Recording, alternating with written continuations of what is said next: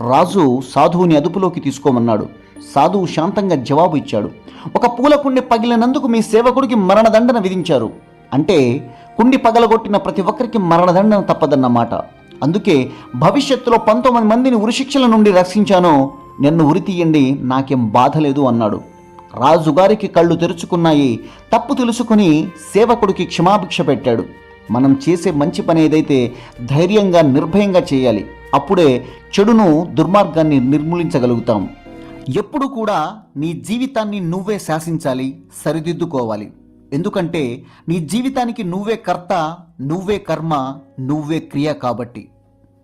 వర్షం పడుతున్నప్పుడు అన్ని పక్షులు చెట్లు పుట్టలను వెతికితే డేగ మాత్రం మేఘాలపై ఎగురుతూ వర్షాన్ని తప్పించుకుంటుంది.